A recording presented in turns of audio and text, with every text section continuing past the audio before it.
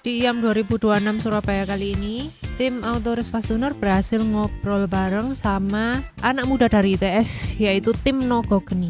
Mereka ini tim riset kendaraan hemat energi dari kampus Kebanggaan Surabaya. Mereka bukan cuma bikin kendaraan buat kompetisi, tapi juga ikut mikirin masa depan otomotif di Indonesia. Mulai dari listrik, efisiensi energi, sampai etanol yang saat ini lagi rame dibahas. Jadi hari ini kita nggak cuma lihat karya mahasiswa, tapi juga ngobrol soal teknologi yang mungkin bisa jadi bagian dari masa depan kendaraan kita.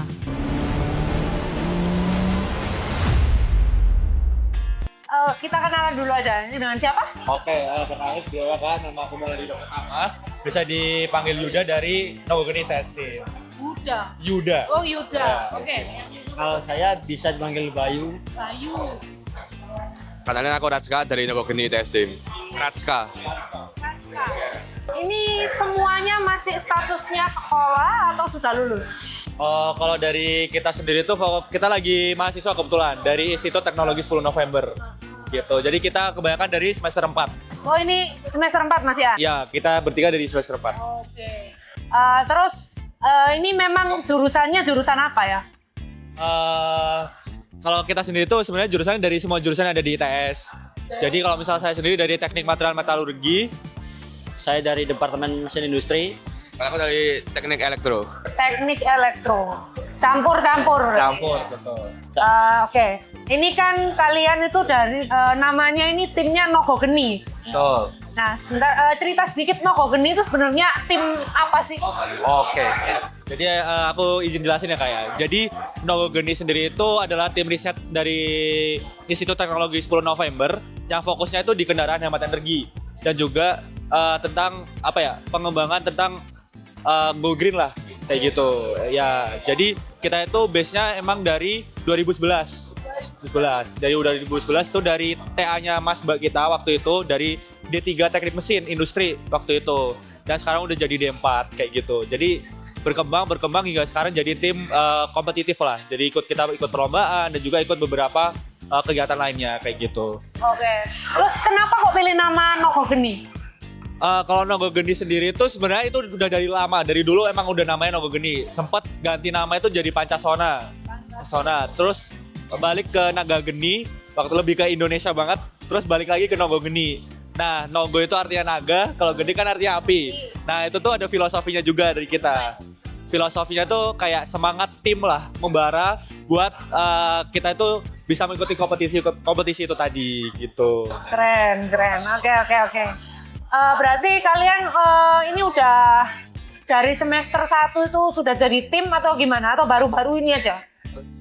Jadi kalau kita itu sebenarnya dari semua semester juga ada. Dari semester 2 ada, 4 ada, juga 6 juga ada. Dan terbuka sih buat seluruh mahasiswa ITS. Jadi kalau misalnya aku baru masuk mau daftar, bisa? Bisa banget. Jadi nanti bakal ada seleksi-seleksinya juga dari tim. Kayak misal interview, terus ada berkas. Dan juga nanti ada kayak magangnya juga. Itu nggak perlu, wah harus dari jurusan yang ini, nggak bisa kalau kamu jurusan sembarangan. Enggak dari kayak nggak spesifik. Iya. Gitu, Bisa semua yang ada di ITS. Karena kita udah bisa dibilang di bawahnya UKM. Jadi udah diintegrasi sama ITS lah gitu. Jadi semua bisa ikut. Oke. Nah, Nogo Geni ini proyeknya ada berapa banyak? Kan kalian itu berbasis tadi kan bilangnya di kendaraan hemat energi. Nah, hemat energi ini kan sekarang kalau ngomong hemat energi ada yang berbasis listrik ya, kendaraan hybrid, terus juga ada yang kendaraan yang bahan bakar ramah lingkungan kayak etanol ya. Yeah. Nah, kalian masing-masing proyeknya itu punya sesuai masing-masing bahan bakar itu tadi kayak listrik, terus etanol, atau satu kendaraan itu bisa buat semua? Oke, jadi kita itu sebenarnya sekarang ini lagi riset tentang tiga kendaraan. Awalnya ada urban etanol, urban elektrik, sama go-kart ini. Jadi go-kart ini sendiri dari listrik kebetulan. Jadi nggak ada yang hybrid. Jadi kita full listriknya ada 2, tadi yang urban sama yang go-kart, terus satunya etanol, full etanol, 99% dari etanol. 99% etanol. Betul. Oke, kalau yang ini yang listrik ya? Go-kartnya listrik sama yang urbannya juga ada yang listrik. Jadi kita ada 3. Cuman kalau misal secara keseluruhan, kita tuh sebenarnya ada mobil juga 2 seat, double seat car sama motor listrik juga. Cuman kita nggak lagi ngembangin itu. Jadi lebih fokusnya ketiga ini untuk tahun ini. Oke. Sebelumnya aku tanya, kenapa kok pilih di riset soal hemat energi sih?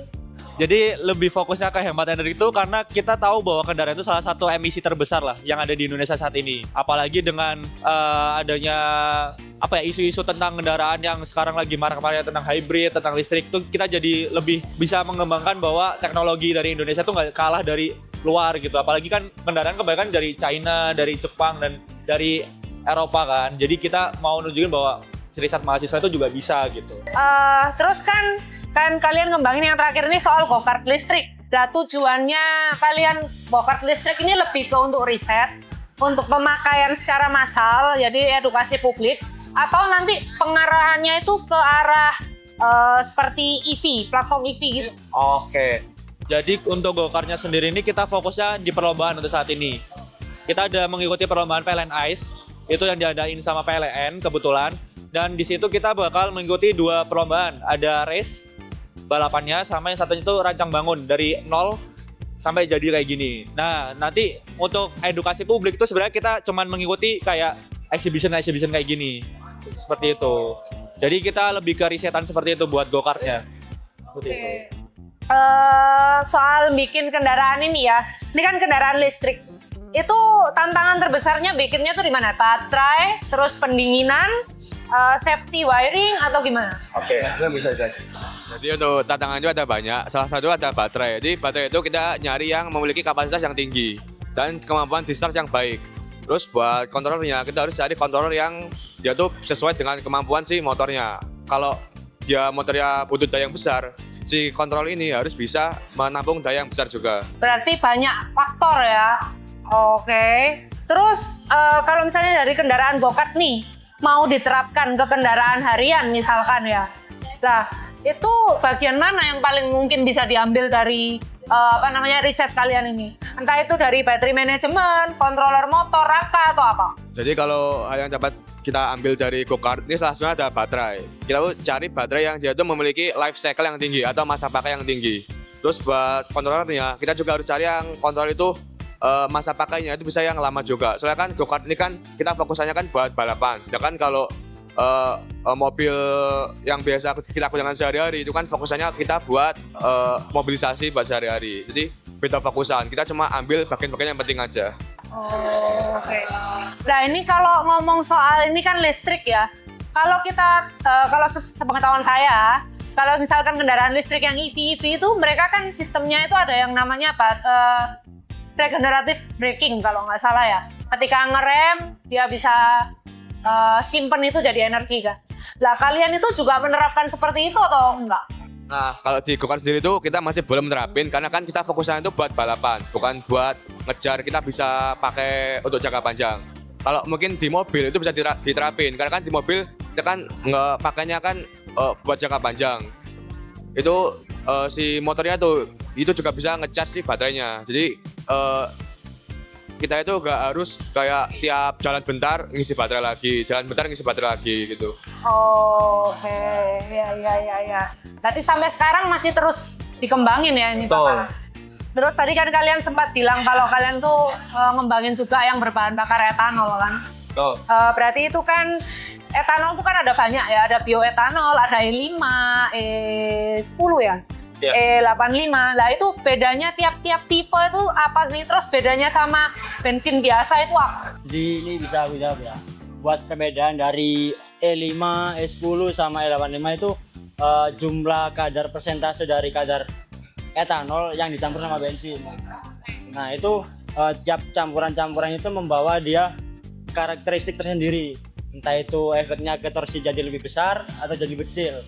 Nah perbedaan kalau dengan bensin itu energi yang dikandung dalam etanol sama bensin itu jauh lebih besar yang pakai bensin. Oh, oke. Bensin murni berarti. Bensin murni. Oke. Itu jauh lebih tinggi kalau dibanding dari etanol. Kalau etanol itu sekitar 26.000 kilojoule per kilogram. Sedangkan kalau Pertamax itu 44.000 kilojoule. Jadi lebih kecil etanol. Lebih kecil etanol. Nah, ngomongin soal energi etanol itu, Etanol ini kan pemerintah juga memang berencana untuk menerapkan ke bahan bakar secara nasional kan. Nah, itu dampaknya apa sih sebenarnya etanol ini kalau dipakai secara massal di kendaraan di Indonesia? Karena kan kadang itu kalau dari pabrikan mobil itu kan pasti ada standarnya di tangki kan. Harus yang segini lah. Itu kalau etanol itu kan pasti kandungan RON-nya atau nilai RON-nya itu apakah mempengaruhi atau enggak itu untuk kalau bensin, mobil bensin yang beredar di pasaran? Kalau dari misal kita campur bensin sama etanol itu kadar campuran Roach number itu bakal jadi lebih tinggi.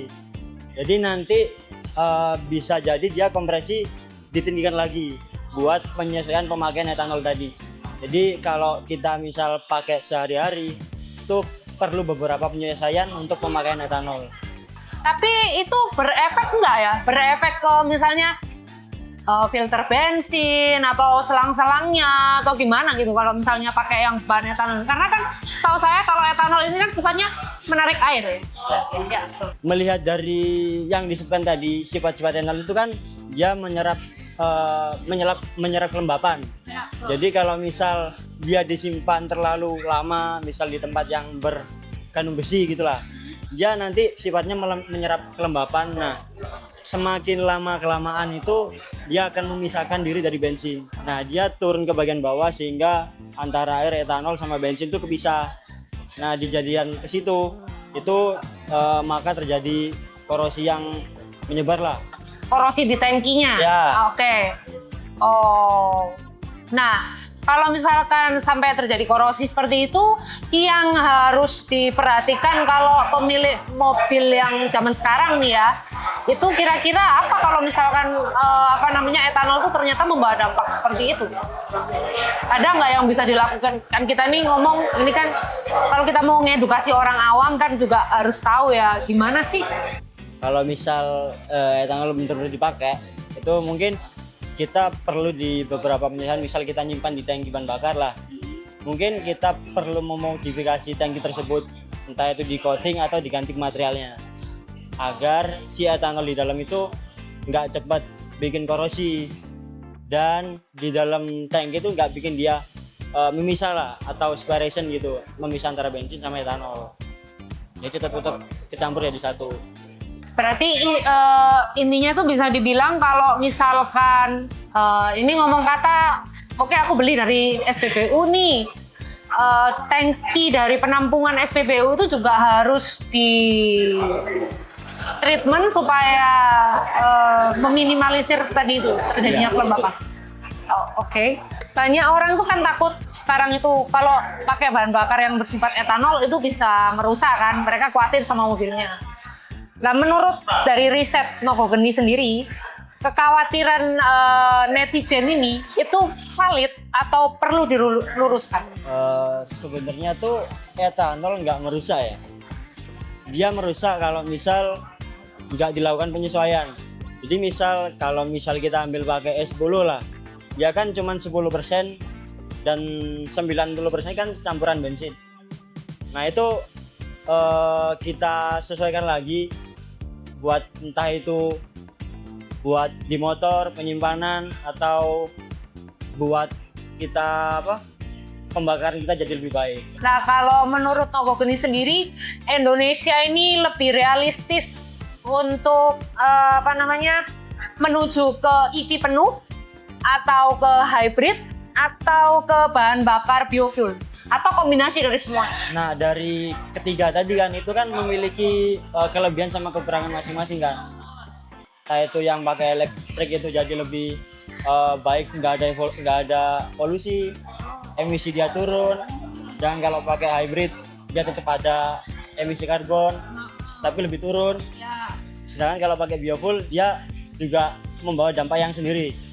Jadi setiap kombinasi tadi tiga-tiganya itu membawa kelebihan dan kekurangan masing-masing. Kalau misal dibilang untuk masa depan, kita juga belum tahu. Mungkin ke depannya nanti bisa dipakai ketiga-tiganya. Bisa dipakai ketiga-tiganya, jadi tetap jalan bareng. Ya, tetap berjalan sesuai meningkatnya teknologi. Bakal jadi opsi lah istilahnya. Bakal jadi opsi, ya. oke. Nah, Kalau ngomongin soal EV, kendaraan EV ya.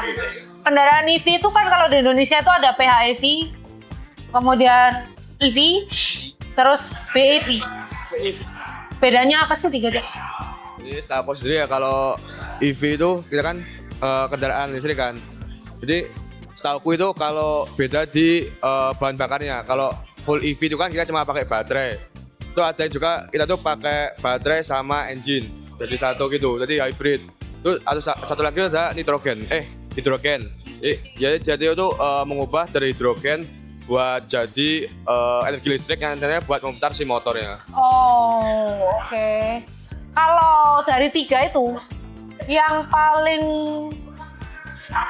rumit maintenance-nya yang mana? Kalau yang paling rumit sendiri itu ada di hidrogen. Karena hidrogen sendiri kan juga gas kan, dia tuh bahaya.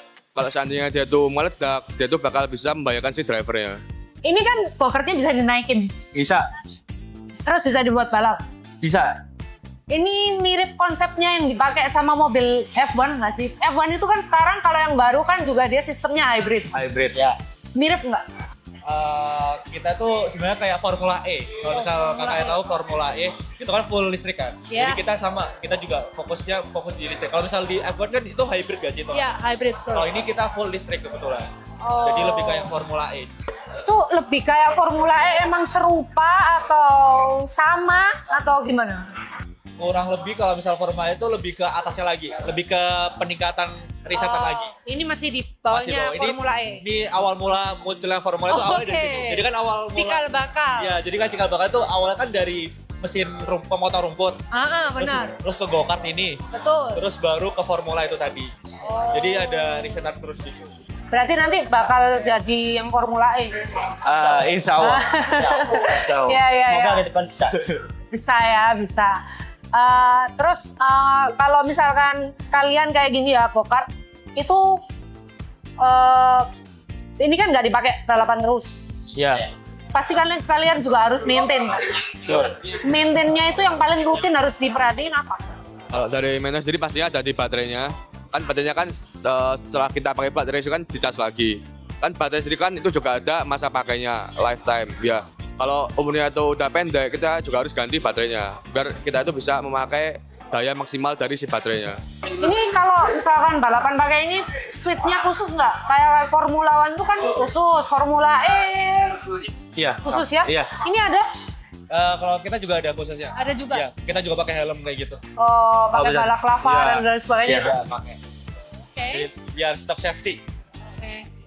Oke, terakhir ya, kalau buat kalian dari Nogokeni ini yang mau disampaikan ke semua audiens tuh kira-kira apa nih pesan-pesannya? Ini satu-satu atau gimana? Satu-satu. Oh, satu-satu boleh. Oke, mungkin dari aku sendiri teman-teman mungkin bisa bisa lebih memperhatikan lingkungan lagi lah.